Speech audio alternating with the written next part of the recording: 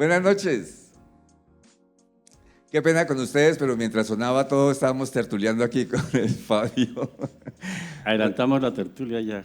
¿Y cuántas historias nos contamos Sí. ahí como en 10 minutos? Uy, madre. Ahí hay para un libro. Pues es un gusto tenerlos esta noche en la Casa del Libro Total, en este programa semanal que realizamos, denominado Memorias Vivas, el personaje y su historia, donde el protagonista es una persona que ha ayudado a construir el escenario cultural de la ciudad y de la región, que se ha destacado, que es reconocido por la sociedad, según el ámbito. Por aquí han pasado poetas, escritores, músicos, pintores, y faltan muchos más por pasar. Pero estamos muy felices con este programa porque de alguna manera estamos resguardando memorias que provienen directamente de su propio protagonista, no de terceros, memorias vivas contadas por el propio protagonista de la historia. Fabio Álvarez Blanco, bienvenido a Memorias Vivas, el personaje y su historia. Muchas gracias, Pacho. Primero, felicitarle porque esto es un elemento fundamental para la ciudad. Una ciudad que a veces se olvida de sí misma y se embolata en sus quehaceres. Y el que no conoce la historia, como dice el dicho, está condenado a repetirla. Por eso es tan importante este programa y miraríamos cuándo nos va a contar usted su historia. No, todavía no, porque hay que cumplir cierta edad.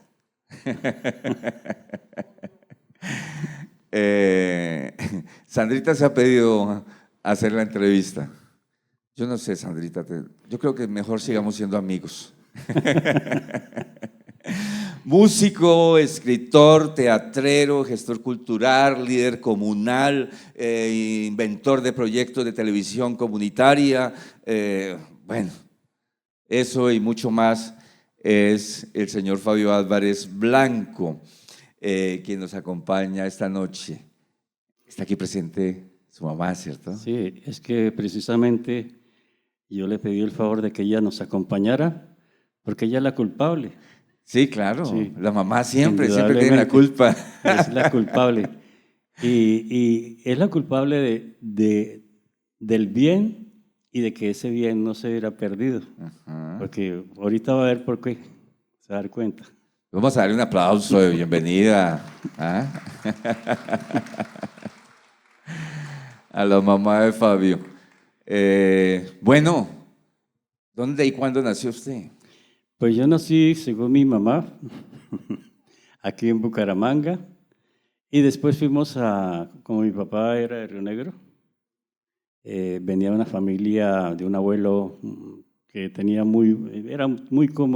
tenía muchas comodidades. Hablemos de esos abuelos. Bueno, el abuelo viene de San Andrés. Son dos abuelos, ¿no? El Sí. materno y el paterno. El paterno viene de San Andrés, ¿Se acuerda cómo se llamaba? José Asunción Álvarez. Álvarez. Y era casado con Ernestina Pedraza. Ajá. Él siempre estuvo en Río Negro en la parte agrícola, pero sobre todo lo que le dio músculo financiero fue la ganadería. Era uno de los grandes ganaderos ahí en Río Negro. Se podía decir que tenía contacto con toda la costa y parte de los llanos, porque era era un emprendedor formidable. Pero él era de Río Negro, nació en Río Negro. Él viene de San Andrés. De San Andrés Santander. Sí, San Andrés. ¿Cómo? Es que allá se encontraron los Álvarez. Ah, sí. Sí, se encontraron las diferentes vertientes de Álvarez. Estaba Alfredo Álvarez, que también era otro ganadero formidable. Y tenía tanta afinidad con mi papá porque él lo conoció. Mi papá, yo creo que aprendió al calor del señor Álvarez, Alfredo Álvarez, porque él era el que le cargaba el maletín con la plata, cuando eso se podía cargar en un maletín, todos los billetes. ¿Su papá? Mi papá era el que cargaba ese maletín. Y entonces iban y, veían un lote de ganado, lo miraban así, y ellos ya, a puro ojo ya sacaban, decían, bueno, vale tanto. ¿Cuántas habían y Sí. cuánto valía? ¿Cuánto valía? Entonces, mi papá se formó ahí y él lo consideraba como un hijo. Él posteriormente fue mi padrino. Por ahí tengo un pocillito de plata que me regaló, por ahí lo tengo. Ah, bueno. Eso debe valer plata. Sí, debe valer bastante plata. Y yo siempre que pasaba por ahí por la pesa, entonces él sacaba un pedazo de carne y, tome, mijo. Y yo llevaba carne. Pues mi papá no tenía que preocuparse por llevar carne a la casa. Yo El deber se lo sí. hacían. Y así fui. ¿Y por el lado de la mamá de esa abuela que se dedicaba? Bueno, la abuela era una de Girón, creo, de Girón, Santander. Era una matrona. Ella, pues, mi abuelo la conoció y tuvo con él 12 hijos. ¿12? 8 hijos. 8 hijos. 8 hijos. Menos mal que me traje a mi mamá. Sí, claro. Deberíamos tenerla acá y usted sentarse allá más bien. 8 hijos y esos hijos, pues, cuidados en buena cuna, porque nuestra familia allá en Río Negro tuvo la mejor casa a la orilla del río, una casa impresionante, una construcción meticulosa que bien podría hoy ser un museo porque es una casa ¿Todavía está en pie? No, esa casa por esas confrontaciones entre los mismos hermanos, entonces cada uno por empoderarse de la casa, cogió una pieza y le echó llave, y al dejar la pieza con llave, la casa se empieza a derruir. Sí, claro. Por la falta de la mueren, movilidad. se mueren de tristeza. Yo tuve la intención de recuperarla, pero también había unos entraves en la caja agraria que no me permitían. Me dijeron, les prestamos 30 millones en ese entonces, pero el no haber pagado algunas cuentas me impidió haber hecho eso. Entonces la casa desapareció. Ahora solamente está el lugar. Es una casa de una roca, pasa el río, aquí está el puente. Era formidable dormir porque yo no escuchaba de noche esa suave armonía del río. ¿Esa fue su infancia? Esa fue parte de mi infancia. Sí. ¿Ya estaba en la escuela? Yo alcancé a estudiar en Río Negro en la escuela. Creo que de ahí parten los problemas porque no sé qué pasó. ¿No le dieron regla suficiente? No sé si fue que por regla o quién sabe qué, pero yo empecé a tener dificultades en mirar la escuela. Pero había una cosa que yo encontré en la casa que me estoy refiriendo. En uno de sus cuartos encontré una cantidad de libros. Entonces yo los cogí. ¿De quién eran? Yo recuerdo que uno era El Conde de Montecristo, pero era un libro inmenso que lo dibujaban creo que a mano en sus figuras. Ese libro desafortunadamente se me perdió. Se me perdieron muchos libros porque yo cogí la costumbre de prestarlos para que mis compañeros de cuadra leyeran. Entonces, incluso lo único que conservo es un diccionario de 1700. Opa. De esos, es de 1700, ese diccionario sí lo conservo. Pero esos libros, desafortunadamente, los perdí. Incluso ahí encontré la cartilla Alegría de leer, que era un mamotreto, parecía una Biblia. Famosa. Sí. Y de ahí pues yo me ponía a leer, y de las narraciones que encuentro ahí es El Puente Incononso, que fue el que me marcó más. Yo siempre, cada ratico lo leía, El Puente Incononso. Además de todo lo que leía ahí del libro, pero ese fue el que más me marcó. ¿Usted se conectó con la literatura desde muy niño? Desde muy niño. Pero con la educación. Yo empecé a tener como dificultades, problemas. Sí. Entonces mi papá decidió, porque yo me volví entonces como científico. Mi mamá me decía que yo era un científico, porque yo me sentaba a estilo... Rodin, el Sí, pensador sí. de Rodin. Y entonces ella me Así veía como estoy ahí yo, así un poco. quieto, ella me decía el científico. Y a veces también me decía Cristóbal Colón. Se lo pasaba descubriendo Sí. todo. Entonces yo una vez vino de Rueda Chicago, que eran Sí, sí, juegos. sí.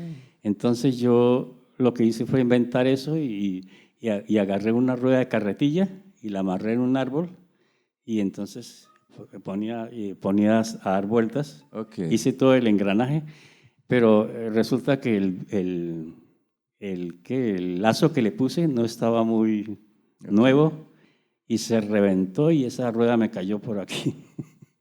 Y me pusieron como unos 8 puntos, De ahí viene el problema. tal vez. Me pusieron unos 8 puntos. Cuando los puntos eran de metal, Sí. no eran cosidos, sino... Entonces yo fui preocupada ya porque mi papá era muy bravo cuando sucedían cosas así. Más encima le doy. Sí, eso. Entonces yo me fui solito para el hospital y la enfermera llegó y me limpió y me puso los puntos y yo ni siquiera chisté nada. Me dijo, ¿y usted cómo hace para no? Porque no me pusieron ni anestesia. Yo pensé que la anestesia era el susto que tenía. Claro. El pensar en el... Sí. Hay de que se descalabre porque más No, encima le y doy. cuando yo regresé hacia la casa del puente, mi papá me estaba esperando. Yo iba así con cubierto, pero me amenazó, pero no me pegó porque Bueno. complicaba la cosa. Bueno. Ahí entonces en Río Negro, ¿hasta qué año hace primaria? Primero primaria. Solamente. Estaba Sí, muy pequeño sí, usted. sí. ¿Y se vino para dónde? ¿Se fue para dónde? Bueno, de Río Negro, ¿qué podemos recordar? Bueno. ¿Qué me aportó Río Negro? Sí. Y yo aprendí a nadar muy pequeño En el río. en el río. Yo era de los que nadaba contra la corriente. Cuando eso era limpio, ¿no? Sí, era potente el río, Sí. era potente. Allá veo muchos remolinos. Y casi yo me ahogo en ese río, pero siendo mucho más pequeñito. Estaba yo casi como apenas empezaba a caminar cuando mi mamá estaba lavando, porque en ese entonces se lavaba a la orilla del río. Entonces, cuando yo me metí por allá, mi mamá fue y me sacó había un remolino ahí que ya me iba a coger. Y mi mamá me salvó. Lo sacó de las mechas. Sí. Lo pescó. Sí, me salvó. Pero a partir de eso, yo aprendí a nadar muy bien. Allí hacíamos competencia de quién era capaz de subir más contra la corriente. Entonces yo parecía un pescado. E incluso un hermano también se aficionó, un hermano que hoy no es, Emilio se llama. Él también por allá se metió y el que lo salvé, afortunadamente fui yo. Yo fui el que lo saqué por allá a las profundidades. Porque... ¿Todavía baja agua por ese río? Sí, pero ya no es el caudal, ya casi que es la mitad de lo que era en ese entonces. Bueno, sí. entonces tiene esos recuerdos ahí vivos. De ahí de Río Negro, entonces, ¿para dónde se va? Bueno, ¿Para dónde se lo llevan? bueno, hay que conectar otra cosa. Mi papá, como era ganadero sí. y también compraba caballos, otra cosa que hacía yo era montar a caballo. Ah, qué bien. Y montaba en distintos caballos. Recuerdo que un día compró mi papá un caballo esos que se llaman cerrero. Entonces él me ponía a montar. ¿El cerrero es que el salvaje? Sí, es como muy mañoso. Sí. Sí, muy mañoso. Un caballo que es como, no se deja dominar casi.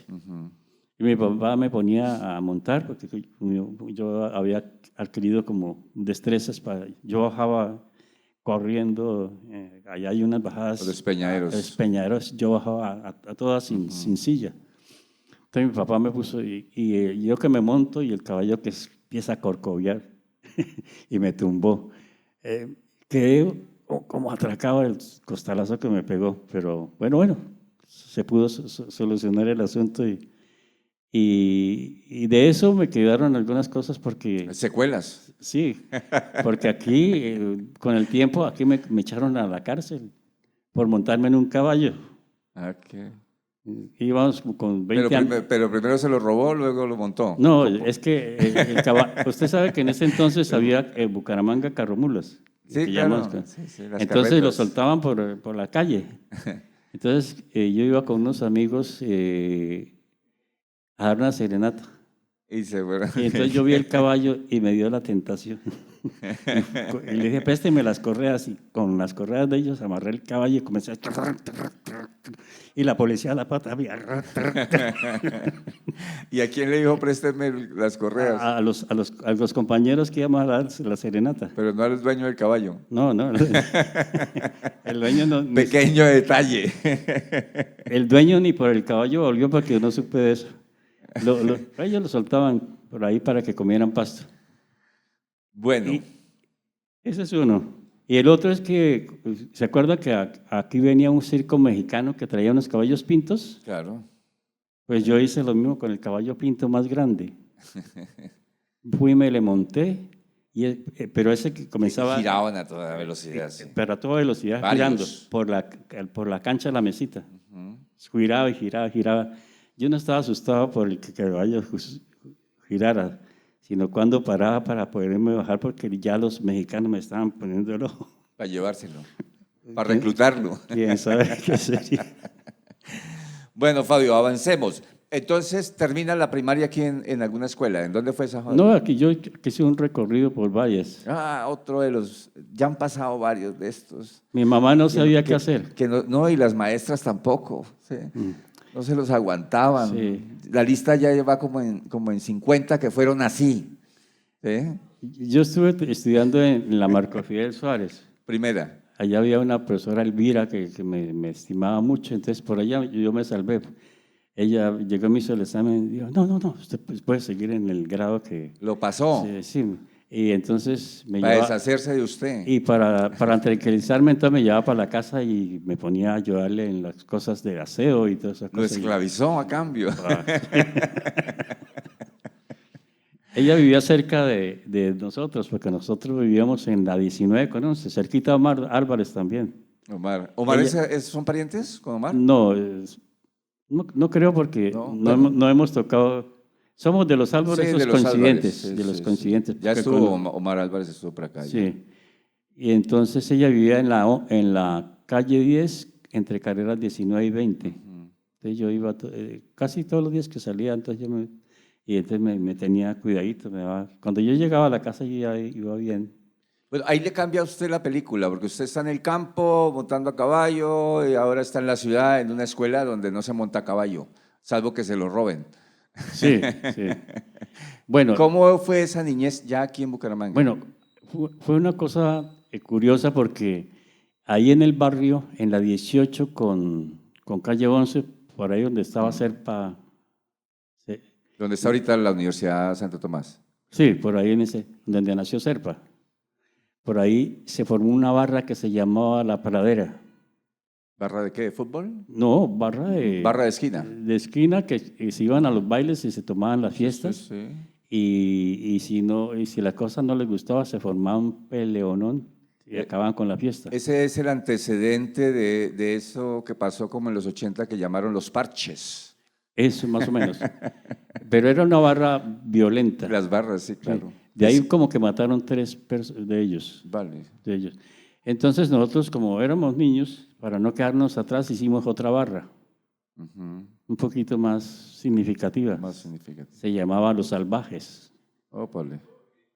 Nada menos. ¿Y la esquina de esa barra dónde era? Porque el territorio era una esquina, ¿no? Sí, la esquina de la pradera era carrera 18 con calle 11. ¿Y de esta otra? Y carrera 19 con calle 11.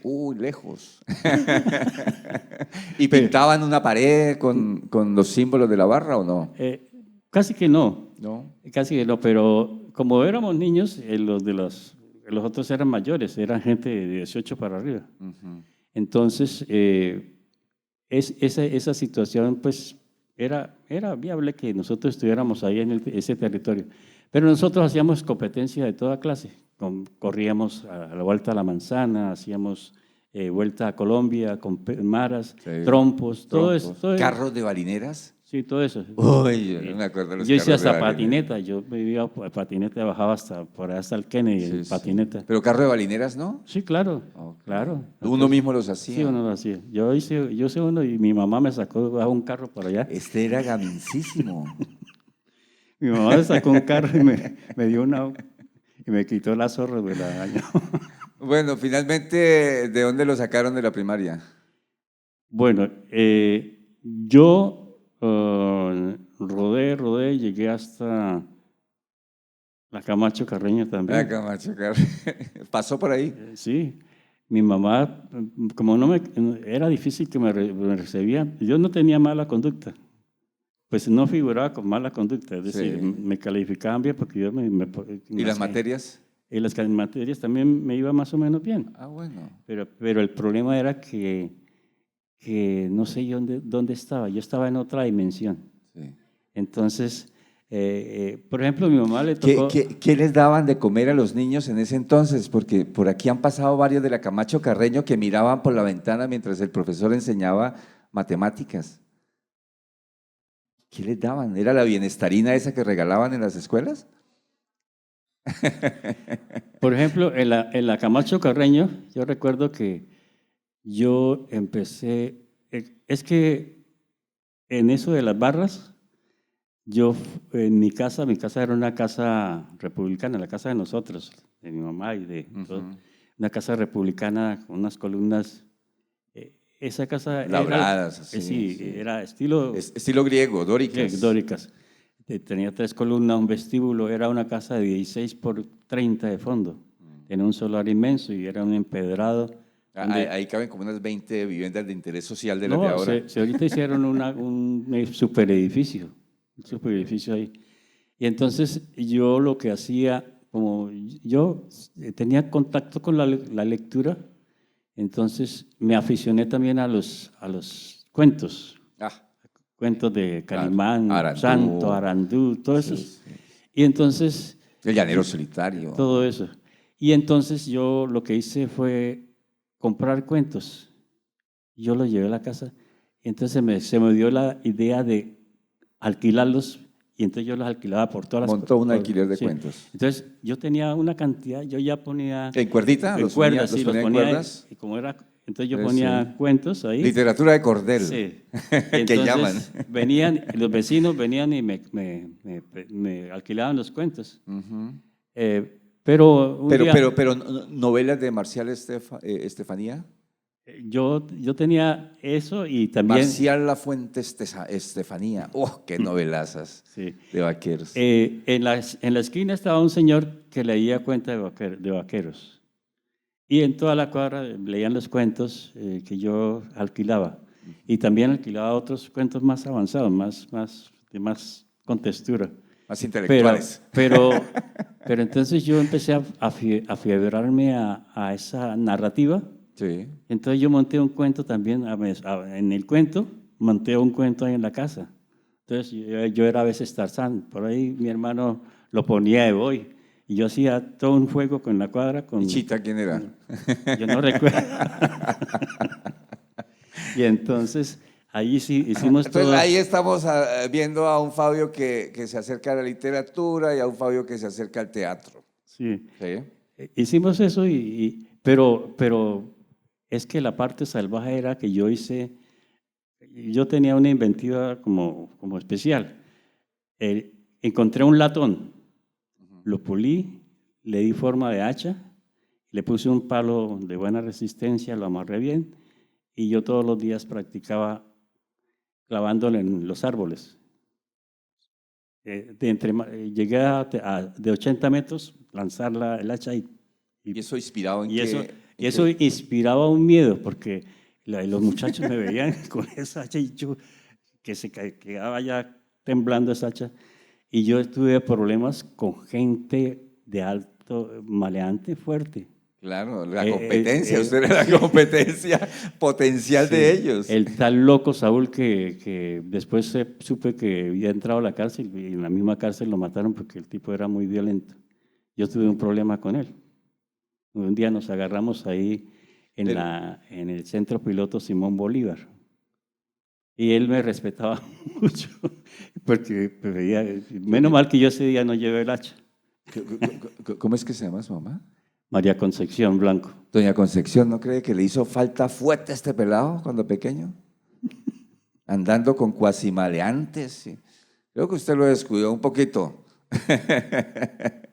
Por eso yo le decía que era un poquito pesada. Claro. Y después me inventé una especie de escopeta y entonces yo con un caucho le ponía una especie de fisto acá y disparaba. Recuerda que nosotros empezábamos ahora con las ligas así. Con las caucheras. Sí, y las caucheras. Pues yo disparaba con ese. Y una vez jugando ahí con un vecino, ahí, Henry Peña, le pegué por aquí. ¿Le sacó el ojo? No le saqué el ojo afortunadamente, pero se le hizo una vejigota acá. Entonces yo dije, tengo que guardar esto. Okay. Y empecé a reflexionar por toda esa serie de contrastes. ¿Cuántos años tenía ahí? Ahí tenía como unos 9 años, creo. O sea, no habías llegado al bachillerato todavía. No, tenía como 9 años. Ok. Y entonces yo empecé a reflexionar. Entonces ya lo que fue la literatura en la calle se empezó a desaparecer, ya empezamos, porque se me empezaron también a perder los cuentos, ya no me los devolvían. Entonces, empezó a dar pérdidas en el negocio. Yo me concentré fue en la radio. En la radio, y entonces... ¿En las radionovelas? Sí. Arandú. Y los cuentos, Radio Bucaramanga pasaba unos cuentos formidables de niños, yo los seguía, y también Néstor Páez Rodríguez con poesía, y todo eso... Pero eso es muy intelectual. En mi época era Arandú, Calimán, La Sombra. Yo me leí eso. Esas radionovelas. Yo me leí. Figuras que yo también escuchaba a Felipe el Calabrés. Entonces, yo me iba para la escuela y como en las carrocerías quedaban una madera así, como de 1,50 por 1,50, yo las acomodaba, hacía una espada, me llevaba varias espadas y allá en el recreo nos poníamos a espadear. Y hacíamos, yo creo que si hubiéramos seguido ahí, hubieran salido unos buenos esgrimistas. Unos buenos esgrimistas. Bueno, dejemos la gaminería de la niñez, a ver si mejora su historia. Entremos en el bachillerato. ¿Dónde empezó a estudiar el bachillerato? Bueno, en el Santander. Oh, otro del Santander. No, pero el Santander fue el Glorioso, un gran colegio. En el Santander... uno de los mejores, si no el mejor colegio de Santander. El hermano de Castro, el poeta de 101 años, que recientemente falleció, fue mi profesor. Entonces, como yo lo pasaba, era también muy interesado por la literatura, entonces él me mandaba a hacer los trabajos a máquina. Él me decía, ayúdeme con esto. Entonces yo me daba todas las tareas que él escribió a mano y yo se las pasaba a máquina. Entonces yo aprendí a escribir a máquina con todos los dedos, porque la recomendación que me dieron era que no fuera a chuzar. Sí, chuzar máquina, sino con todos los dedos. Entonces yo aprendí a escribir a raíz del profesor. A raíz del profesor. No, nosotros en el tecnológico no, allá nos enseñaban a hacer forja, fundición, electricidad, a arreglar motores. Bueno, sí, allá enseñaban en el Santander que máquinas, mecanografía. No, en el Santander propiamente no había mecanografía. No, yo sé, filosofía era lo que les enseñaban, literatura era lo que les enseñaban esos grandes maestros de allí. Entonces, humanidades. Por ahí, a mí se me quedan, por ejemplo, de lo que recuerdo del hermano de este gran poeta, Antonio Castro, ¿no? Antonio Lagos Castro. Lagos Castro, sí. Es que siempre nos envolvía con la literatura. Ahí fue donde conocí ¿Antonio estudiaba en el Santander? No, Antonio era profesor. Era profesor del Santander, claro, Santander. Era mucho mayor, sí. Y entonces ahí aprendí la Paloma Torcás. Todos esos poemas le gustaban mucho a nuestro recién homenajeado por las selvas, por el caucho. ¿El escritor cuál? el de la vorágine. El de la vorágine. José Eustacio Rivera. José Eustacio Rivera. José Eustacio Rivera. Entonces, Y no estudié en el Santander, ¿eh? Entonces, lo pasamos en eso. Allá mismo en el Santander, por alguna circunstancia, yo lo pasaba también, pero no lo hacían propiamente en el Santander, sino en la UIS.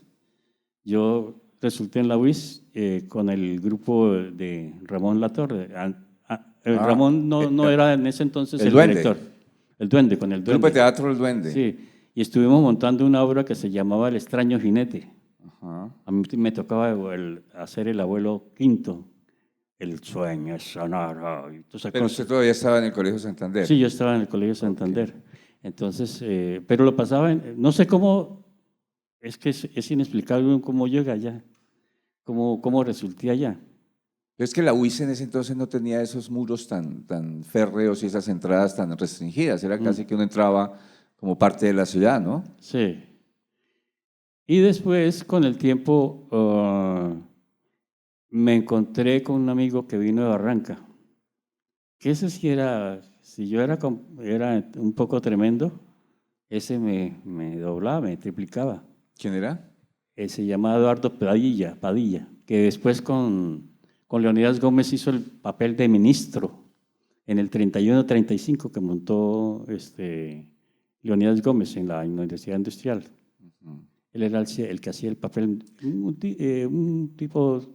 un actorazo, pero con él lo pasábamos era jugando a béisbol, porque el papá trabajaba en Ecopetrol y le traía manillas, le traía bates, y nosotros nos pasábamos jugando en béisbol. Afortunadamente en ese entonces la calle 11 era un lote, porque si fuera hoy estaríamos rompiendo vidrios que da miedo. ¿Sí? Y con él nos hicimos tan amigos, y él estudiaba en la clínica de conducta. Y en la clínica de conducta estaba otro amigo que tal vez usted lo conoció, Nelson Vergel, que también trabajó con Leonidas Gómez, que eran los formidables actores. No, yo soy de una época después. Bueno, entonces... Leonidas puede ser mi papá. Eso. Y entonces ahí ellos se encontraron en la clínica de conducta. Yo no sabía que él estudiaba, bueno, a mí también casi me llevan a la clínica de conducta, pero como tenía buena calificación en disciplina, entonces me salvé. ¿Qué era la clínica de conducta? La clínica era una escuela como una correccional. Pues, una correccional. Sí, pero que había un tratamiento como especial para los muchachos, para entenderlos. Para entenderlos. De allá son estos dos amigos y ellos estaban ahí con Príncipe Espinosa, que después estuvo en la televisión con El Caminito Alegre. Sí. Príncipe Espinosa, muy buen titiritero. Les enseñó el arte de los títeres y ellos fueron a Medellín y quedaron en segundo lugar después de Jairo Aníbal Niño. Ellos vinieron, hicieron una presentación en la Concha Acústica y yo me fui, él me invitó, me dijo, Fabio, nosotros quedamos de segundo y te invito a la Concha Acústica para que haya una presentación de títeres. Yo fui y me quedé mirando y decía, ¿qué? Claro. Entonces yo me vine para la casa con la inquietud. Mi tío Ernesto tenía mucha inventiva, él era buen pintor, hacía matachos también. Entonces, tío, ¿cómo se hace un títere? Y me enseñó a hacer el títere. Yo puse como 6 títeres allá a solearse. Cuando mis dos amigos llegaron y vieron los títeres, ¿usted quién le enseñó a hacer títeres? Y pues yo le pregunté a mi tío. ¿Y por qué hizo títeres? Sí, porque yo me quedé asombrado con lo que ustedes hicieron en la Concha Acústica. Entonces dijeron ellos, Fabio, hagamos una cosa, hagamos un grupo de títeres. Y ahí nació el Fantasmita Burlón. Entonces, ese no lo había escuchado. El Fantasmita Burlón. Burlón. Y fue tan Pegó tanto que nosotros fuimos a parar hasta Bogotá. Mira. Sí. Nosotros sí, ese grupo, Leonidas fue cuando vino Leonidas de Chile, El primer grupo que buscó fue al Fantasmita Burlón y cogió de unas a los dos actores, a Eduardo y a Nelson. Yo no me involucré porque yo dije, si yo me meto en eso, yo me petaqueo el año en el colegio. En el Santander. Pues yo que ya estaba en el Duende, estaba por aquí, estaba por allá. Recibiendo malas influencias. Sí. Y bien. Entonces, ellos se metieron con Leonidas, pero nosotros seguimos trabajando con los títeres. O sea, lo primero que usted hizo fue títeres. Sí, títeres. Paralelo con el teatro. Con el teatro. Paralelo. Con lo de Moncho. Sí, con lo de Moncho La Torre. Y después, cuando Eduardo se fue, porque la familia decidió irse para Bogotá, entonces yo me fui un tiempo para Bogotá y me desprendí del mundo. ¿Y qué hacía en Bogotá? Pues hacíamos títeres. ¿Ah, sí? Los títeres nos presentábamos por allá en cuanta plaza había. Okay. Yo allá boté la voz porque nos tocaba generalmente sin micrófono. ¿Con el mismo grupo? Con el mismo grupo, Fantasmita Burlón. Nosotros le hicimos una especie de que uno se lo echaba aquí y un día veníamos de una presentación y entonces nos quedó, una especie de capitán se nos quedó mirando y dijo: alto, muchachos, póngase contra la pared. Bueno, ahora está en eso. ¿Quién les dio permiso de eso? Cuando sacamos fue varilla del grupo, del retablillo, ¿no? El tipo soltó la risa. Él pensaba que era una escopeta, posiblemente. Cosas así nos sucedieron en Bogotá. Y allá estuvimos un largo rato. Allá yo empecé también a hacer pinitos con la música. ¿Dejó tirado el bachillerato?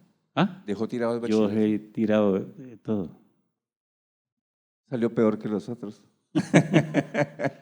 Entonces yo empecé allá a tener pinitos con la música porque la familia que se fue para Bogotá, los yo estaba padres, esperando diciendo, y me gradué finalmente. Entonces, ellos eran mormones. Entonces yo lo pasaba tocando el piano, montando coros, lo que podía hacer, lo que me dejaban hacer allá. Y ahí pasé un tiempo haciendo.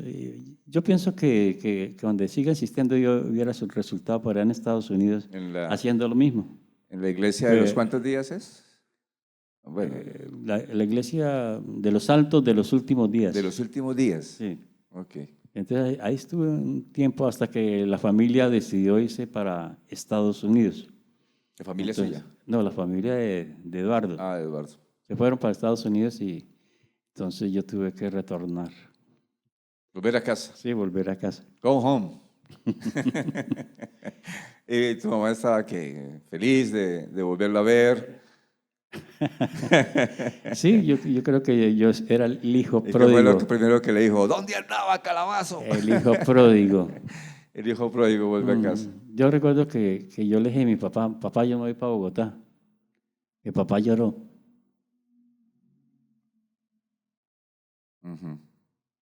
Claro. Pero eso es una experiencia extraordinaria. ¿Cuántos años tenía cuando se fue para Bogotá? Tendría como unos 16 años. 16. Es que en ese entonces 15. Nos íbamos temprano de la casa, Fabio. Yo también me fui para Bogotá a los 14 años a buscarme la vida. Pero luego le cuento esa historia, pero estamos hablando de la suya. Entonces, se fue para Bogotá y se quedó allá ¿cuánto tiempo? No sé si como 3 años o una cosa. 3 años. Por ahí va la cuenta. Sí. Fue largo y regresa, y tu mamá te abre las puertas, te recibe, entonces, te consiente. Sí, entonces yo empiezo yo había hecho también unos pinitos en el DICAS. Ah, sí, por ahí leí, que habías estudiado yo había hecho los pinitos música, en ¿no? el DICAS, sí, yo había estado ahí en el DICAS. Cuando regresé, pues dije, yo me voy a poner a estudiar música. Y entonces había muy buenos maestros allá en el DICAS. Sí, claro. Estaba el maestro Leonardo Gómez Silva, Artudoro Mora, Pineda Duque también estuvo, el gran director de Orquesta Nacional. Y esa fue la época de Luz Clemencia, ¿no? Sí, Luz Clemencia. Es que esa época de Luz Clemencia estuvo acá. Yo creo que nadie le ha reconocido a Luz Clemencia esa aportación que le hizo al desarrollo cultural de Santander. Yo creo que el DICAS fue la institución más organizada del país. Mm. Yo creo que Luz Clemencia tuvo que haberle dicho la organización tal que Sí, tenía. sí, sí, no, yo me Era, quedé maravillado, pues yo había leído mucho de su trabajo, porque yo la admiraba y la respetaba, pero no había tenido la oportunidad de conocer los detalles de ese periodo en el que ella crea el DICAS, bueno, sí, con la gobernación, pero ella es la primera directora, sí, y desarrolla toda esa estructura magnífica, trae formidable. pianos de Alemania, Sí, bueno, profesores los mejores. sí, pero aquí estaba la pianista Mamixa, Sí, la esposa de Federico Sí, Mamixa Valle, Bayer, sí. profesor de matemáticas de la Sí, UIS. es decir, que nosotros teníamos un selecto grupo de profesores de alto vuelo. Leonardo era un salido del cuento porque tenía muchas facultades musicales, tenía oído absoluto y él no se le escapaba ningún detalle y era hasta chistoso. Había un amigo que estudiaba guitarra clásica ahí, que se llamaba Príncipe Espinosa. Y un día nos reunió a todos, dijo, pues, ¿saben que este conservatorio es el conservatorio más especial del mundo? Porque es el único conservatorio que tiene un príncipe varón. Oh. Él se llamaba Príncipe Varón, el muchacho. Bueno, ¿cuánto tiempo está ahí en la DICAS? Yo creo que ahí sí casi me jubilan, porque ¿Sí? en eso sí fui muy juicioso. Yo creo que estuve en un espacio de 12 años estudiando ahí. 12 años estudiando. Ahí ¿Estudió música? estudié música. ¿Solamente? Música también hice algunas cosas de lo que había, que se ofrecía. Yo también Ajá. hice esos pinitos, pero estudié guitarra clásica, estudié violín, un poco de piano, coros con el maestro Artidoro Mora. Y eso me sirvió porque después ya... Se forma como músico y de ahí para dónde se va. No, yo me quedo, ya como que me aficio porque Sí, sí, ya. ya se me fue Ya creció, Sí, sí. ya. Entonces empiezo a trabajar por esas circunstancias que a veces aparecen. Yo estaba en la casa y me ponía por ahí a practicar con la guitarra, con el violín. En la casa también tuvimos un piano. Oh, qué bien. Ese piano era un arreglo que estaba haciendo un amigo. También tengo una historia con él porque era un súper artista. Era un pintor formidable. Él restauraba iglesias. Yo estuve trabajando con él en Jesús María, por allá, restaurando una iglesia. Aprendí a poner la mirilla de oro, todas esas cosas. Todas esas cosas. Y entonces, a partir de eso, de esa experiencia, aparece una niña que era vecina que alguna vez yo toqué en la casa de las Torres. Yo toqué y entonces dijeron en la escuela, ¿alguien conoce a un profesor que pueda montar un coro para ir a participar de parte de la Secretaría de Educación a un concurso generalmente era en el Coliseo Vicente Díaz? Entonces ella dijo, sí, yo conozco uno. Ella misma fue y me llevó y de ahí empezamos a ensayar y nació el grupo Coral Comuneros. Un grupo, yo tenía alrededor de 40 niños. Allá en la casa también iban y ensayaban, porque mi casa era tan amplia, Sí. tenía un vestíbulo inmenso, allá iban y ensayaban. Y entonces de ahí se formó el grupo Coral Comunero, que era el paralelo al grupo Éxodo. El de Chucho Porras. Sí, mientras Chucho Oiga, Porro ¿cómo está Chucho Porras? se cuenta que está en los Estados Unidos, que ¿Ah, estaba sí? enfermo, sí, Ah, que está un poco enfermo. sería un buen invitado, pero Sí. bueno. Y entonces, mientras Chucho Porras tenía 12, 15 niños, Mm. yo creo que no pasaban de los 10. Yo tenía 40 niñas. Y esas niñas le cogieron tanto entusiasmo. La Universidad Santo Tomás me acogió la iniciativa y me dio un salón en la 19 entre calles 9ª y 10ª. Una casa ahí. Entonces nosotros ahí teníamos un salón, ahí puse un órgano, teníamos partituras, íbamos, ensayábamos.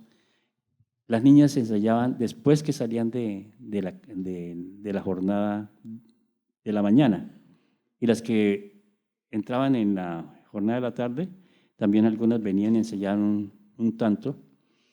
Y nosotros ensayábamos todos los días. ¿Cuánto tiempo duró esa coral? Esa coral duró como casi 12 años, 12 años. Bajo la institución, Sí. bajo la tutela de la Santo Tomás. Ahí estaba la Santo Tomás y estaba la Comuneros. Pero era un grupo más autónomo, era autónomo. ¿Usted trabajaba para la Santo Tomás? ¿Para la universidad? Inicialmente no. Inicialmente yo trabajaba para el coro. Y las niñas eran las que ponían las reglas porque yo a veces me retrasaba y me decían... Profe, listo. Ellas marcaron la pauta. Incluso después que el coro se acabó porque yo empecé a ser dirigente comunal. Bah. Y era de los COPACOS, de los Comités de Participación Comunitaria en Salud, dirigente comunal, edil, dirigente de los sistemas comunitarios de televisión. También conformaba la junta directiva del Hospital Ramón González Valencia. Entonces, usted se imaginará... A mala influencia del Colegio Santander. Así, bueno. Que usted se imaginará... Se volvió un líder comunal importante. Usted fue una persona importante en el movimiento comunal de Bucaramanga. Una cosa que usted, digamos que coordinaba o dirigía o impulsaba, que me acuerdo muy bien, era lo de los proyectos de televisión comunitaria. Pero hay una cosa que hay que anotar para que no se nos pierda esa historia. Sí. Yo ingresé mi acción comunal empezó a tener mucha florescencia porque hacía bazares, hacía actos culturales y yo mismo, cuando había problemas, por ejemplo, por malos manejos, entonces yo iba y me ponía al frente y analizaba por qué se daban las cosas y luego les daba el informe a la acción comunal.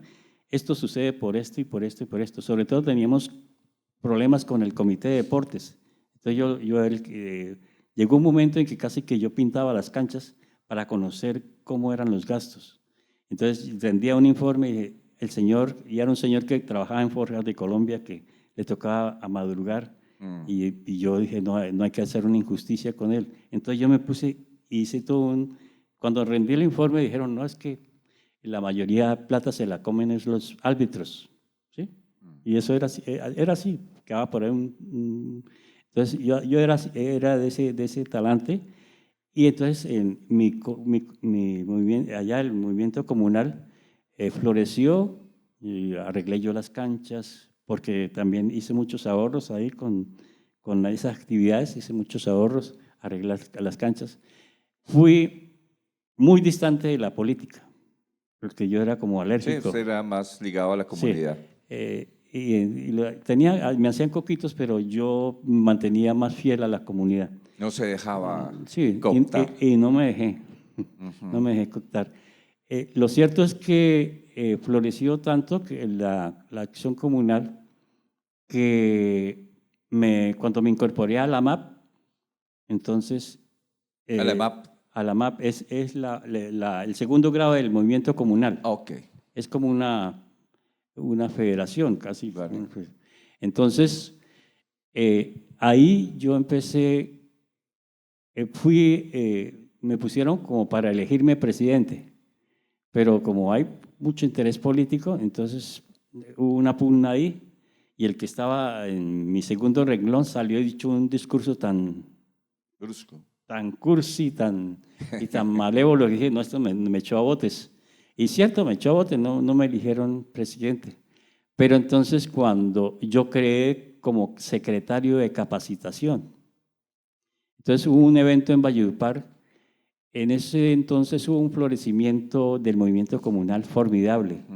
En Pasto se hizo un evento donde se creó la Comisión Coordinadora Comunal, que era gente de avanzada, no era los de pico y pala, sino gente muy estructurada, porque ya conocía la filosofía, creo que una de las filosofías mejor en estatutos y todo, está en el movimiento comunal. Usted lo lee y eso es formidable, esto es todo un compendio de años de juristas que han hecho una cosa muy formidable. Y allá en Valledupar, para yo poder ir a Valledupar, era elección para poder ir al Congreso Nacional. Entonces, se sometió a votación, pero como me decían que yo era el M19 o yo no sé qué, o que yo no sé qué más. Y no era cierto. No. Incluso en una reunión me dijeron, Fabio, usted es de la izquierda. También me toca decirles, al menos póngame en la izquierda, porque si usted me mandan allá, pues, a algunos les dio risa y otros, pero al fin no supe en qué me pusieron. Pero lo cierto es que allá en Valledupar, ellos fueron a destruir a la Comisión Coordinadora Comunal, una orden nacional de los partidos políticos tradicionales. Había que acabar con la Comisión Coordinadora Comunal. Y desde que llegamos a Valledupar, que había una cola inmensa, y nosotros decíamos, ¿por qué no circula la cola? Pues había un problema, que habían encontrado una bandera roja y negra. Oh. ¿Sí? Y por eso estaba el problema, estaban investigando. Pasa igual, actualmente pasa, Sí. Ponen una bandera roja y negra en una carretera Sí. y se detiene el tráfico. Sí. No, pero entonces, después llega el mensaje. Esa bandera roja y negra es de la delegación de Cúcuta.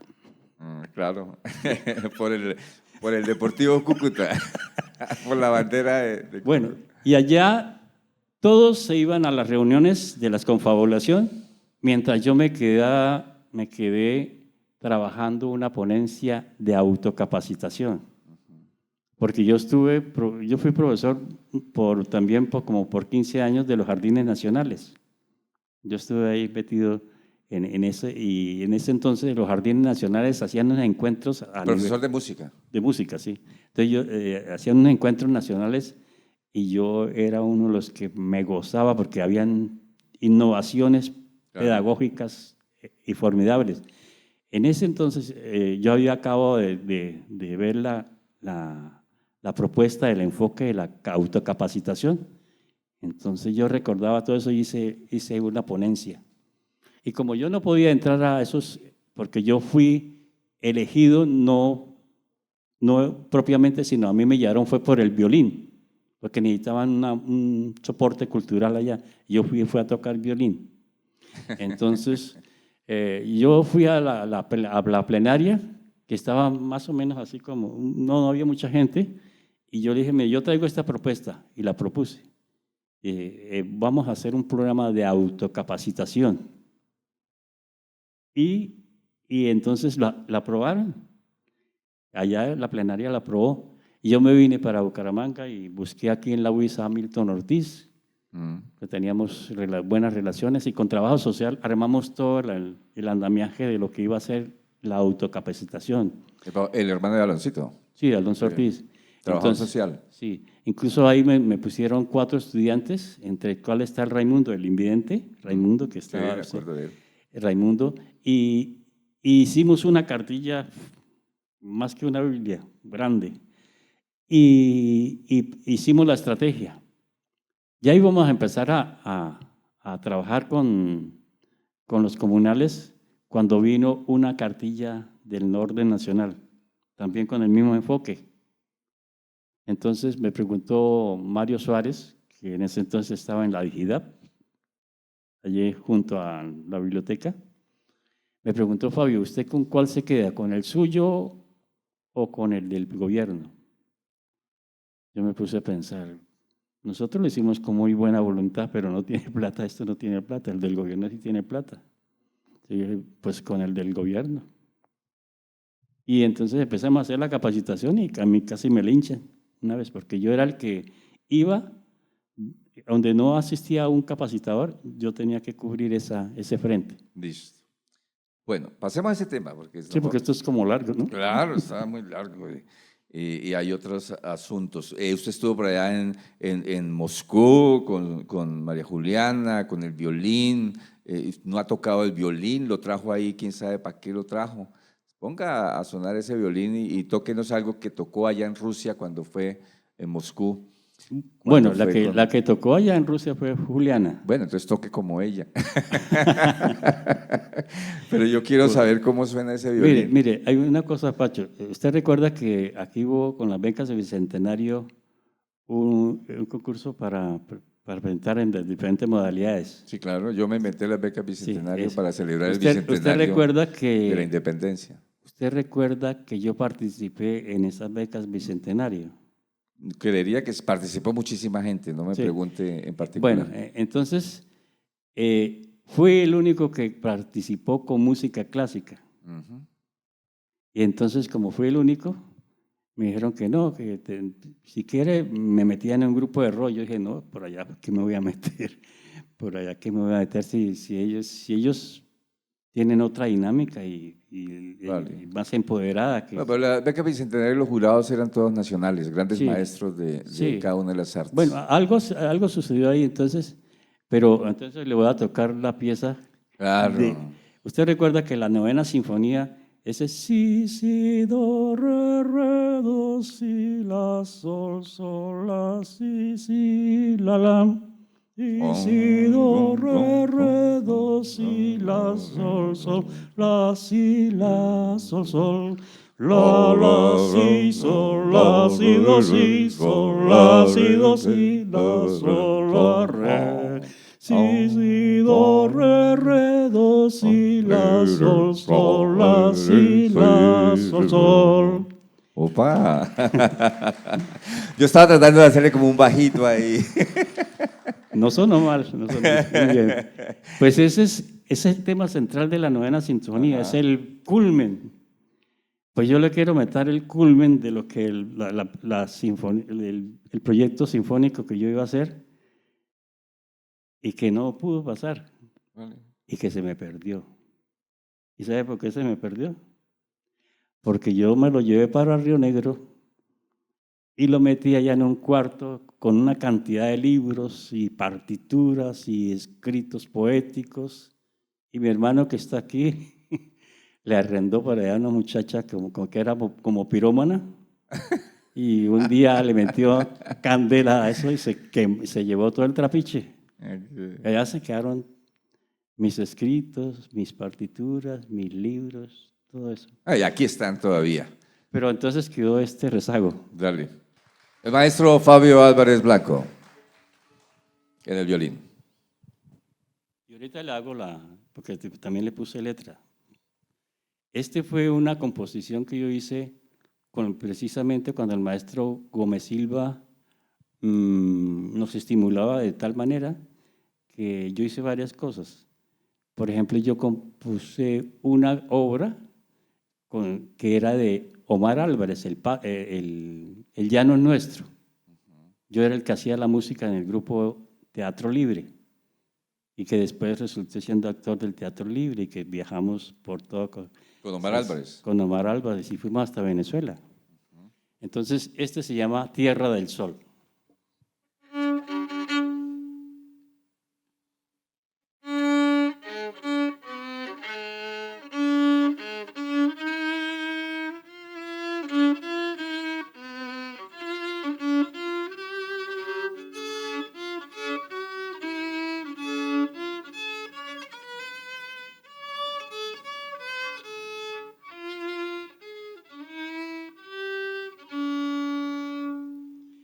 Alza tus manos, tierra del sol, abre el silencio, viva el amor, rompe cadenas, ven a cantar, alguien te espera, empecemos. Y el llano se hace hasta cuando se dan muchas vueltas porque este es un canon, un género de canon. Y el canon se canta, este está compuesto para 4 voces, para un coro que lo organice. Entonces el canon es alza tus manos, y entonces ahí va a entrar la soprano, tierra del sol. Y así va apareciendo y entonces va conformándose un modo coral en canon. Muy bien. Esa era una parte de ese ejercicio.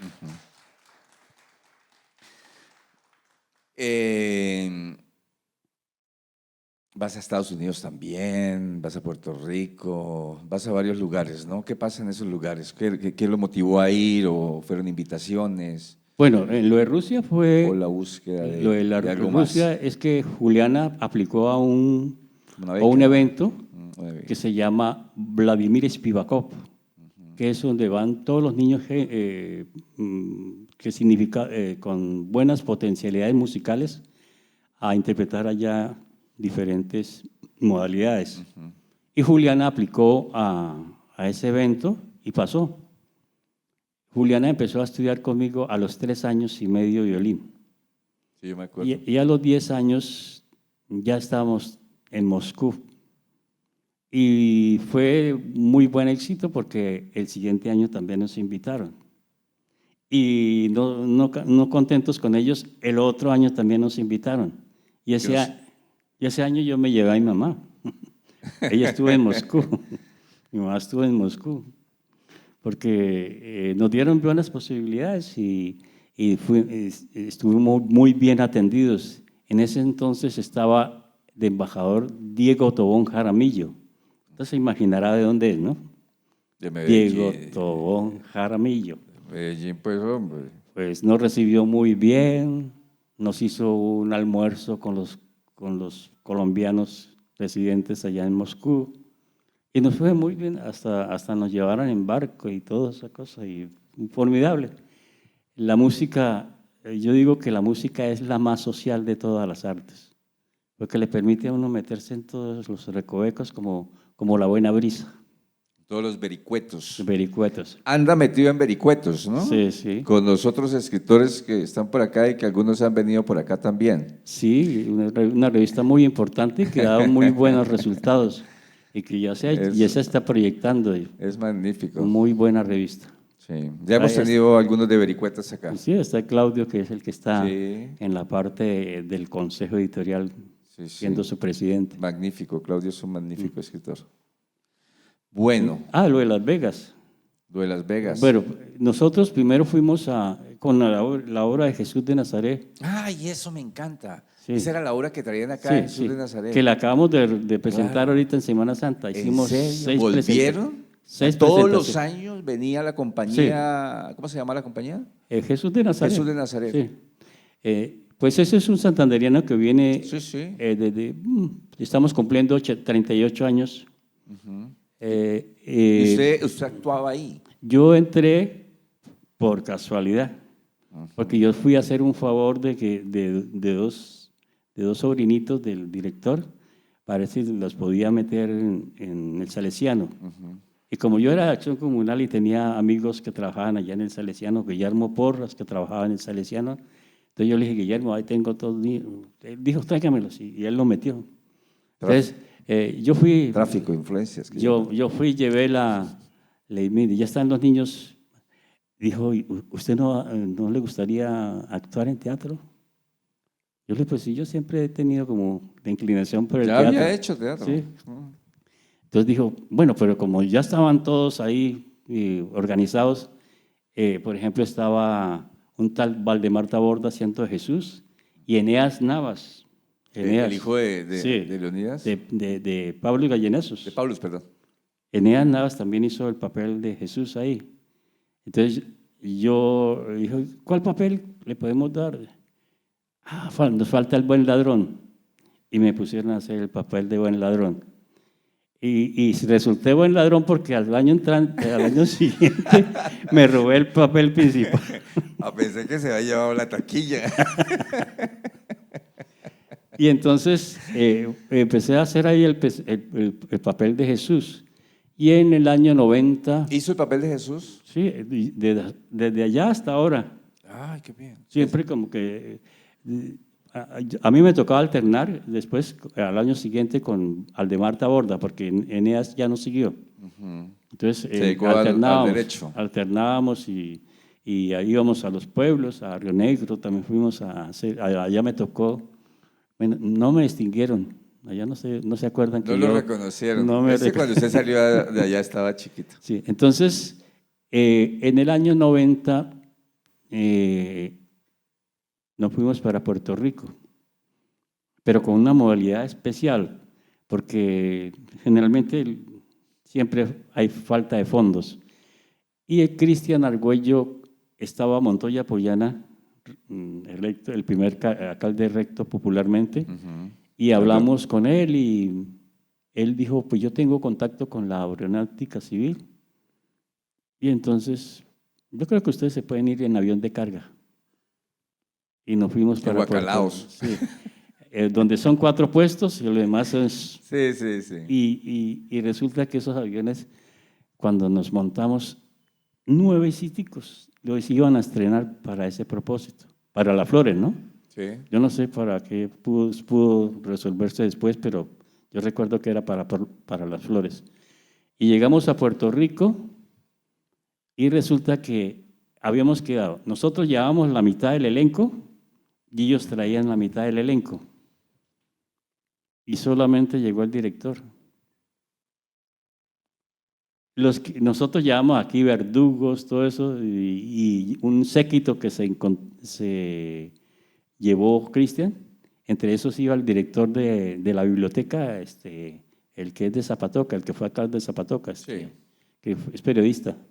Yo sé quién es. Bueno.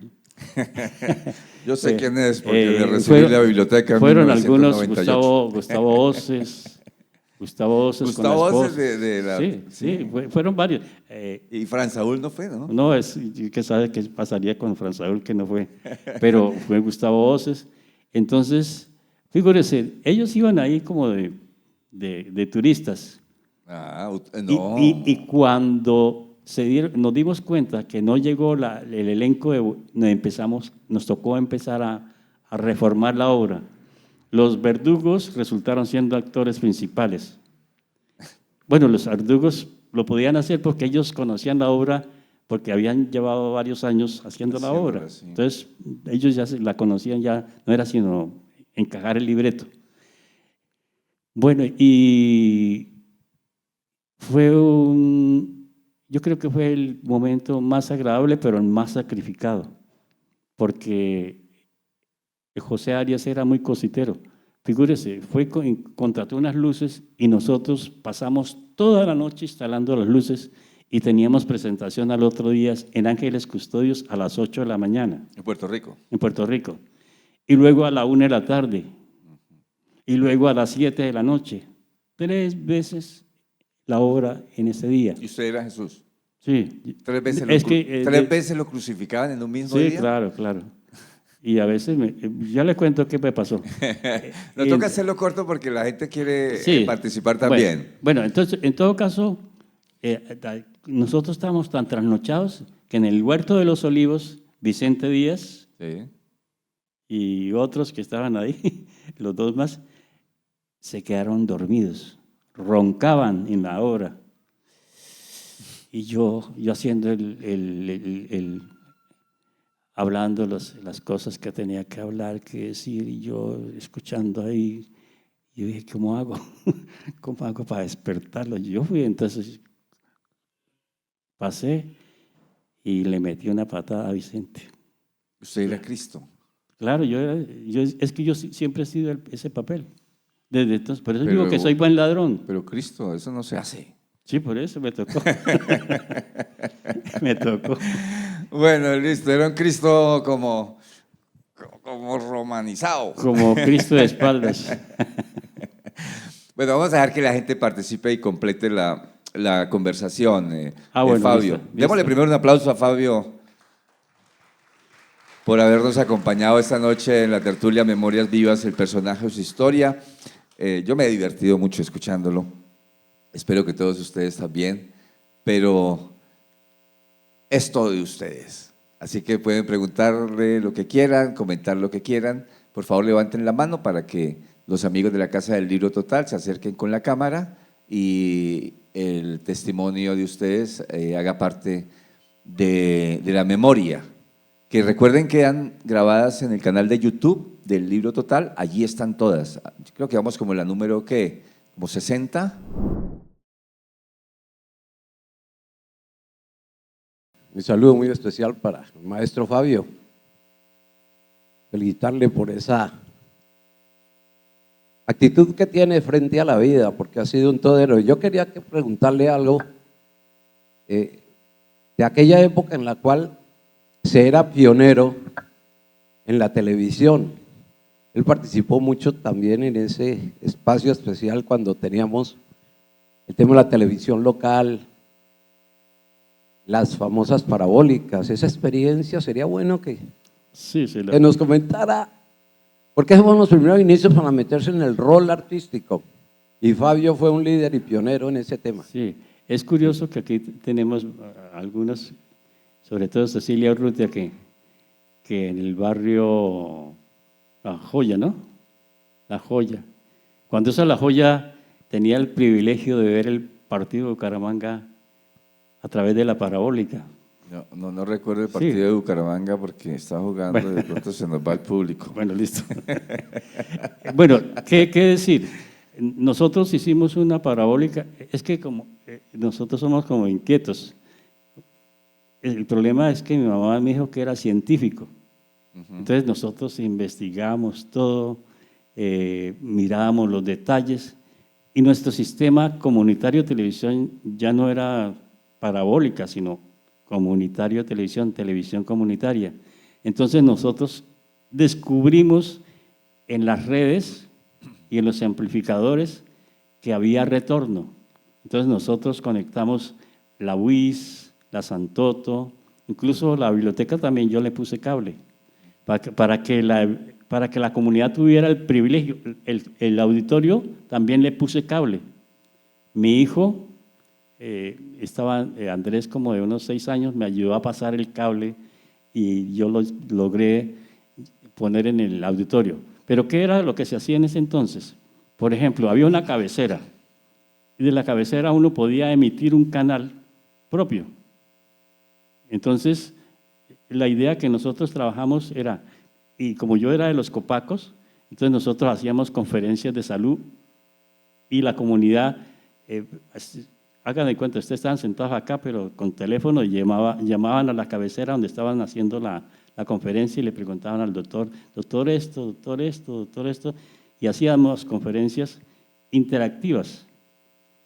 Entonces, eso fue un primer avance. Después yo dije, nosotros también le podemos ayudar a los niños. Yo como que tenía sentido de culpa de que yo como que... Entonces yo dije, le podemos ayudar a los niños a que hagan sus tareas también.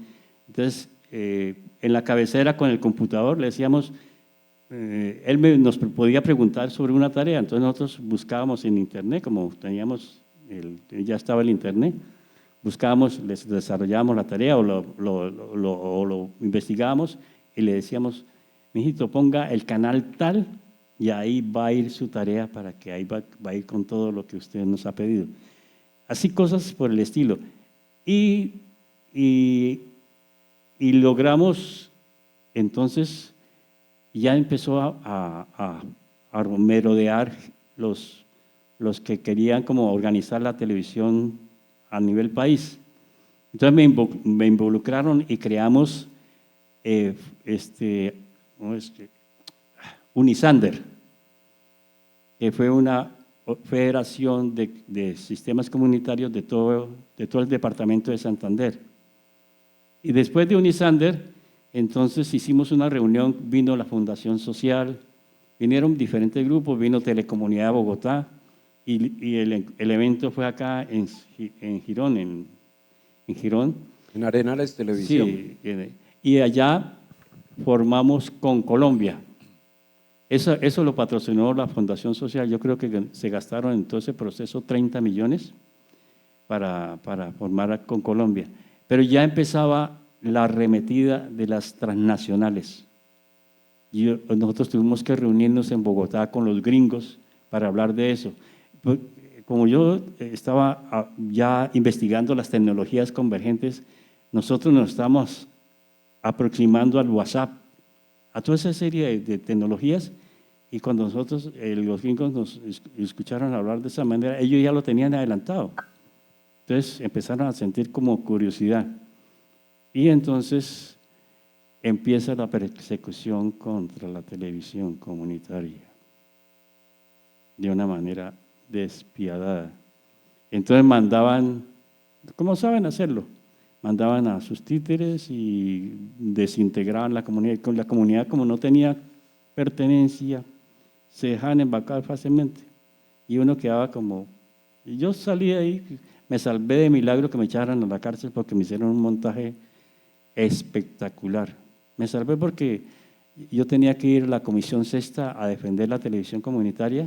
Me llegó una orden perentoria, nos necesitamos rápido en la Comisión Sexta. Y yo tuve que coger un vuelo, si no me habían cogido ahí en la parabólica y quién sabe qué número me han puesto aquí en mi pecho. Fran Saúl, qué gusto tenerte por acá. Espero tenerte algún día ahí sentado para que nos compartas tu historia. ¿Cuántos años en la Biblioteca Gabriel Turbay, Fran Saúl? 35. 35. ¿Y los que faltan? Bueno, Fabio tiene una historia muy importante por la música y fue que tuvo un contacto directo con nuestros poetas de antaño, Sergio Lifar, Pablo Sogoibe, Leonidas Paese, Liro, y que Ernesto Camargo Martínez. Y que eso lo llevó a que nuestra biblioteca, al frente de nuestra biblioteca, se llame Pablo Sogoibe. De pronto usted no sabe. La plazoleta, sí, claro. Sí, Pablo es el culpable de que nuestra plazoleta se llame así, Pablo Sogoibe. Esa es una parte, ¿no? La otra parte es la construcción de la poética en Santander a través de una organización que se hizo con algunas personalidades en ese momento y fue la Asociación de Poetas en Santander, Palabra en el Tiempo. Esas dos preguntas. Sí, Pacho, mire, usted estaba Pacho de director de la biblioteca. Yo un día le dije, Pacho, yo tengo los restos de Pablo. ¿Qué hacemos con él? ¿Será que lo puedo sembrar acá? Pacho no me dijo ni pío. Pero un día que estaba un ingeniero ahí que iba a poner las palmas, entonces yo le dije, ingeniero. La remodelación primero. Sí, unas palmas que pusieron ahí. Claro. Entonces yo le dije, ingeniero, yo tengo los restos de un poeta. ¿Será que lo podemos meter debajo de una palma? Entonces digo, sí, yo creo que sí.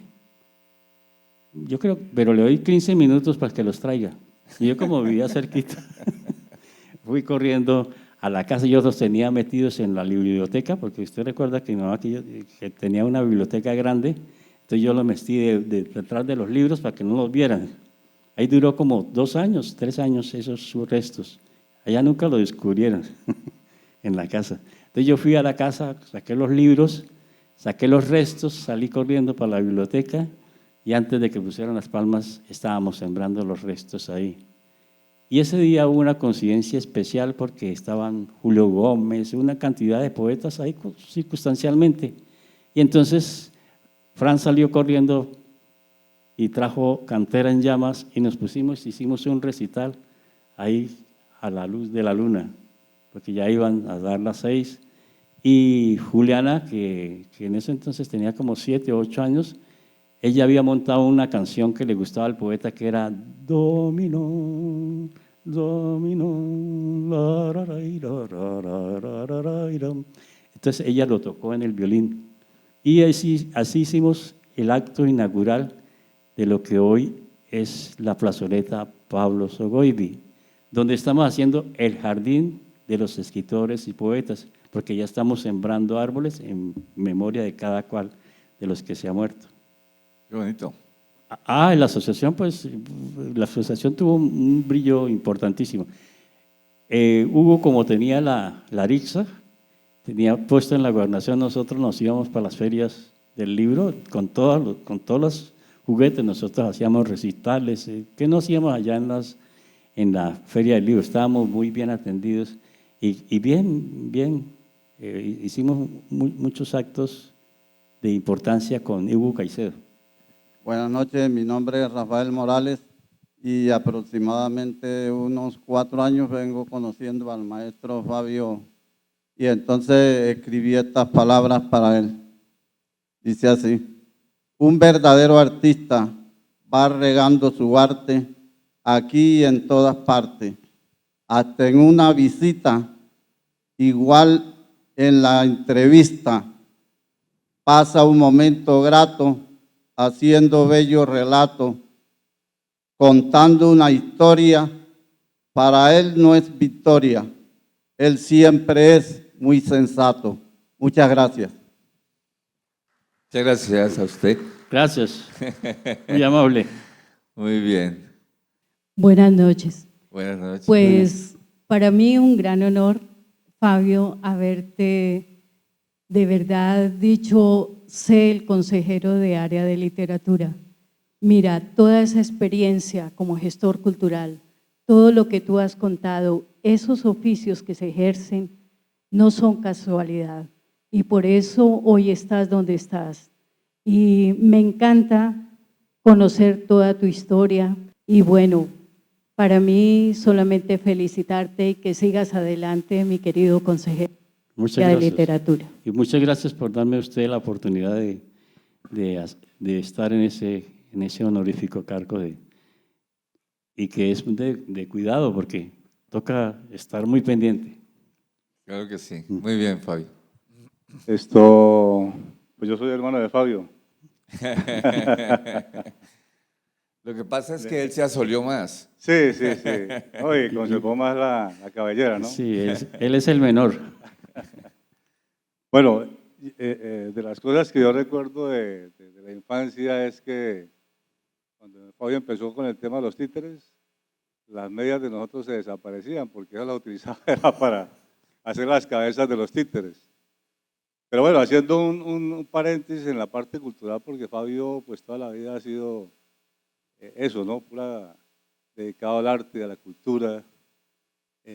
Incluso pues yo en la parte de mi vida pues también algo influenciado, ¿no? En la parte, yo aprendí a tocar algo de la guitarra y a cantar algo, pero no lo hago pues como están aquí muchos artistas y lo hacen profesionalmente, ¿no? Pero haciendo un paréntesis, Fabio, de la parte cultural, en una parte de nuestra vida, yo recuerdo que estaba muy niño y Fabio le dio yo no sé cuál fue la influencia que tuvo en ese momento de aprender dizque, a boxear, ¿no? Ay, carajo. Cogió con el boxeo y él contaba que nosotros teníamos una casa bastante grandecita ahí en el barrio Comuneros y el vestíbulo él lo utilizaba como un ring de boxeo porque ahí llamaba a los muchachos de la cuadra y los ponía a boxear. Él arrancó ahí y a nosotros los niños también, era como una parte de la práctica, pero siempre tuve la inquietud de dónde le nació a usted esa idea de ponerse a boxear, ¿sí? Le contesto. A mí me llegó, no sé cómo me conocí con ese señor, pero él era de apellido Cervantes, un señor muy buen boxeador que venía de Barranquilla. ¿No era Antonio? No era Antonio. Él era Carlos Cervantes, me parece que era. Sí. Y resulta que él, no sé por qué, yo tan flaquito y todo, le dio porque yo tenía que ser boxeador y lo pasaba yo a partir de que lo conocí, lo pasaba en el Vicente Díaz todos los días dándole al costal y a la Fajao. pera y al yapia y todo eso. Y entonces a veces me ponían a pelear y pues me iba bien porque él tenía muy buena técnica. Yo recuerdo que en el Santander yo hice una pelea con un morocho que también era boxeador y tenía yo tanta técnica que el tipo no vio ni una. No vio ni una. Muy buen profesor. Él peleó con Rafael Luna y Rafael Luna era un fajador, es decir, esos que se meten debajo del boxeador y comienzan a pelear cuerpo a cuerpo. Y mi amigo Cervantes sabía que Rafael Luna tenía una pegada vigorosa. Él no se le metía, era el estilo Cassius Clay, era puro jab y a veces le metía una derecha o un uppercut, como dicen, todo eso. Y Rafael Luna le decía, déjese acercar, déjese acercar. Dije, déjese acercar. Y entonces así le ganó la pelea ese día. Y a mí me pusieron, yo me retiré por una cosa muy sencilla. Resulta que a mí me pusieron a pelear con un tal Kipolo, uno que ahorita es como sacristán de allí, de la iglesia San Pío. Y él lo pasaba también todos los días. Y entonces yo venía a hacer un entrenamiento muy fuerte allá en la casa. Yo había que tener algunas peleas. Pues yo cuando llegué ya con mucha fortaleza, cansado, pero con mucha fortaleza. Y agarré a ese muchacho. Y eso botaba sangre. Entonces yo cuando lo vi así me dio como un sentimiento. Dije yo, entonces yo me quedé quieto. Y él después me agarró a golpes y no era capaz ni de tumbarme. Y yo quieto. Entonces entendieron que yo entendí que yo no servía para eso.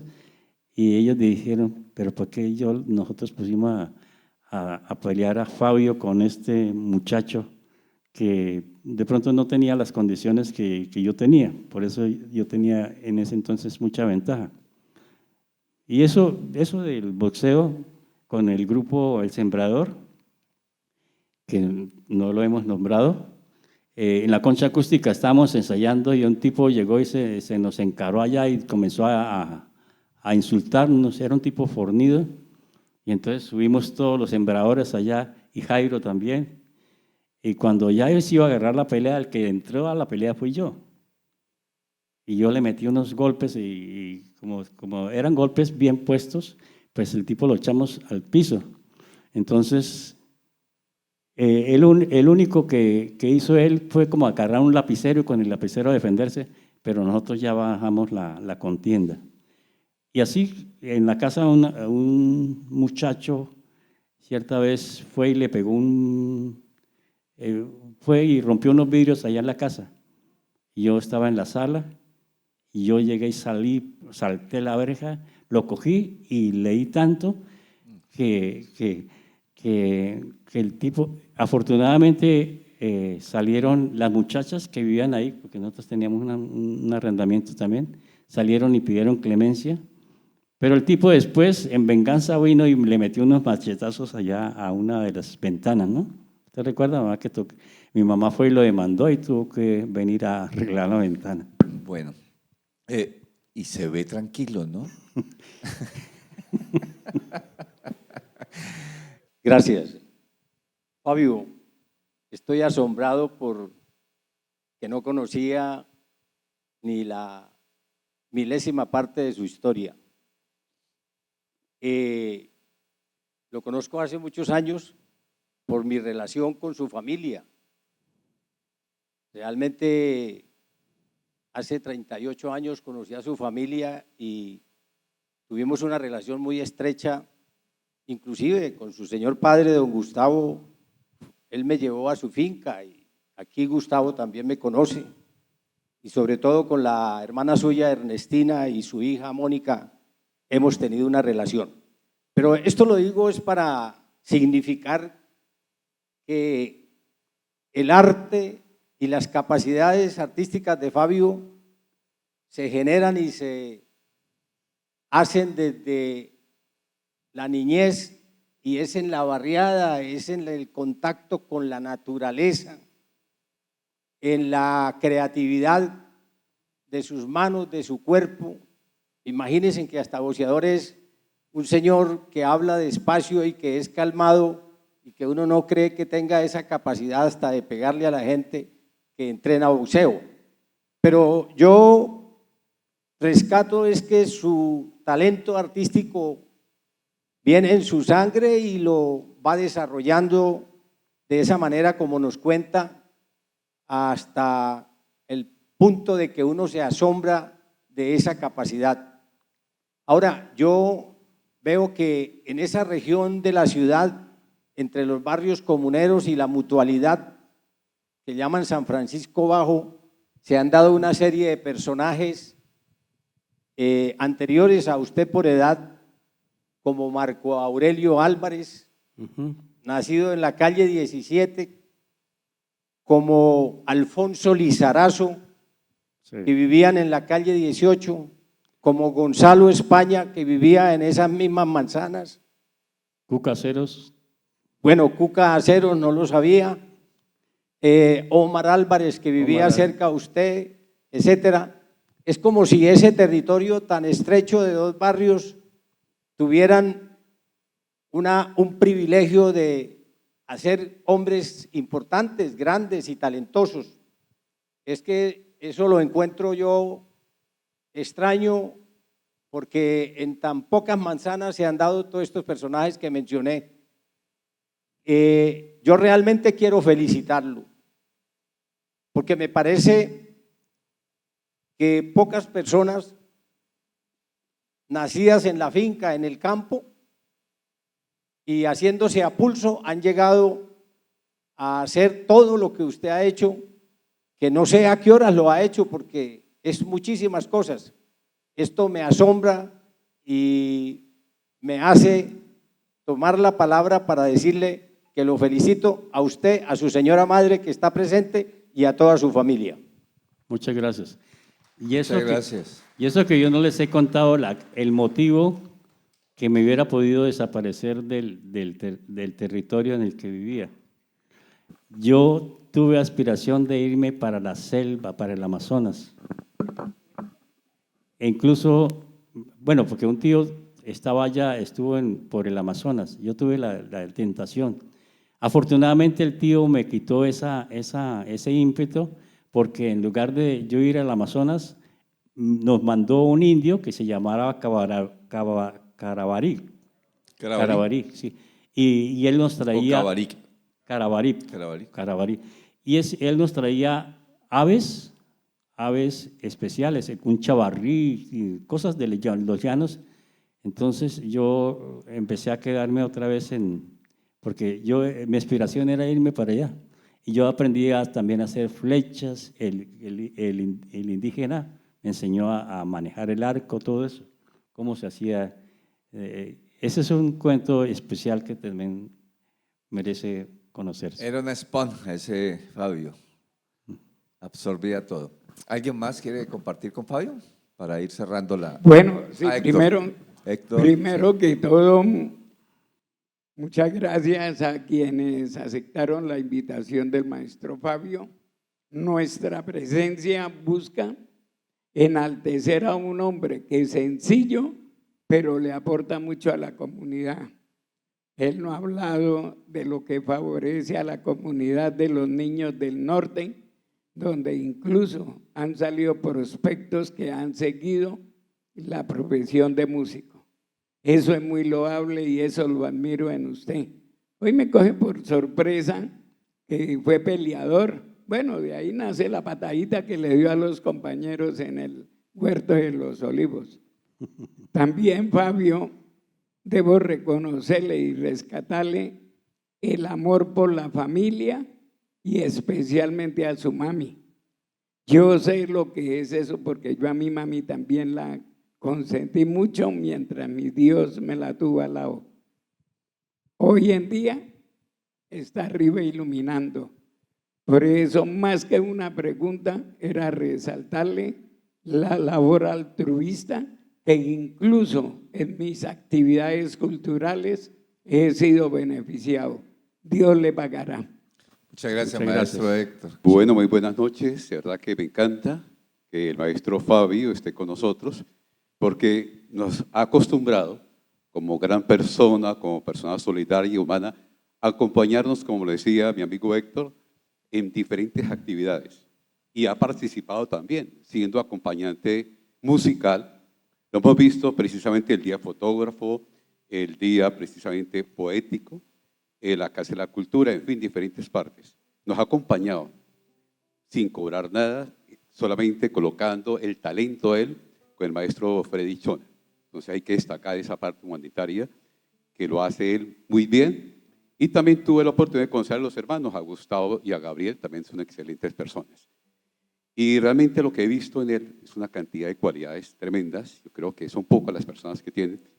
Por ahí hay una anécdota precisamente de él, y la he estado muy bien, que estando en una parte poética, una sección poética, él como acompañante musical, a último llegó y sacó un poema precisamente al oferente, y alguien le dijo, no, ahí está el poeta, el poeta, ¿cómo es? El repentista. Repentista.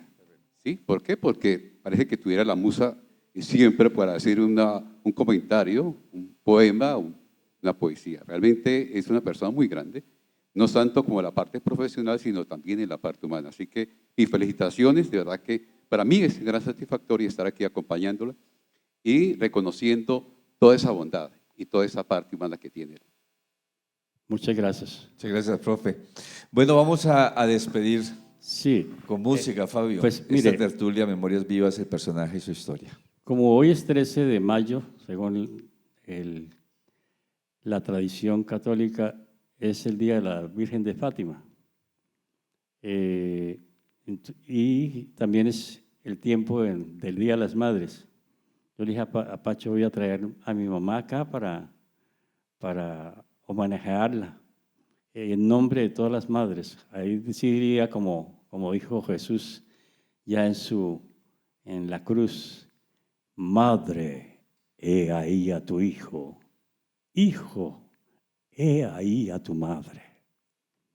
Entonces, para todas las madres, de los que tienen la madre viva y las que ya no están, vamos a dedicarle 2 cancioncitas que yo hice en el Jardín Nacional para los niños, porque yo me ponía a pensar en ellos como... Entonces, esta es una canción que se llama Querida Mamá. Aquellas canciones que un día, mamá, me hicieron feliz de inocencia en tu amor, de un niño que empieza a vivir y a soñar. A ti te lo debo, querida mamá. Si estoy en el juego o en otro lugar, en ti estoy pensando, querida mamá, porque me hace falta tu tierno calor, tus suaves caricias, tu frase de amor. Quiero ver que a mi mamá no le falte la ocasión de saber que en el mañana ha crecido su ilusión. Quiero ver que a mi mamá no le falte la ocasión de saber que en el mañana ha crecido su ilusión.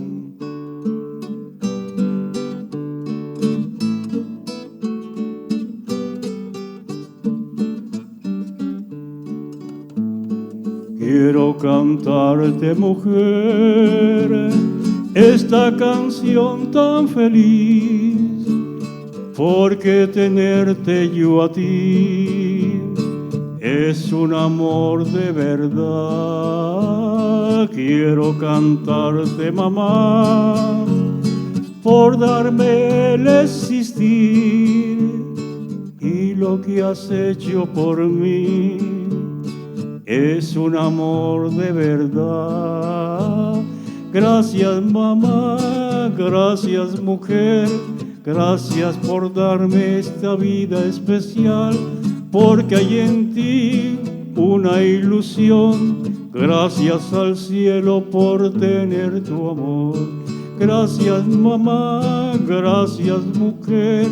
Quiero cantarte en tu día especial, porque hay en mí una ilusión.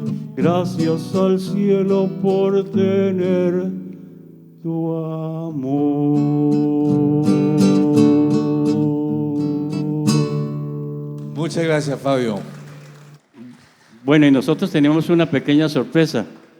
Que trajimos un poquecito para, a ver si nos alcanza para que nos la bueno, compartamos para supuesto. todas las madres que están aquí. Entonces vamos a Pero yo también le tengo una sorpresa. ¿Dónde está?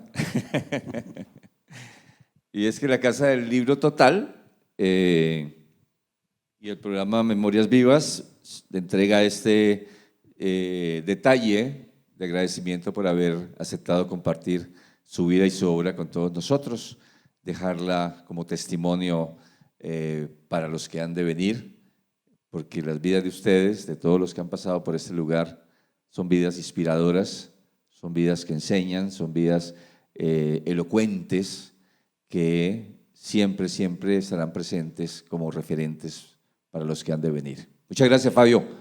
Un aplauso grande para él.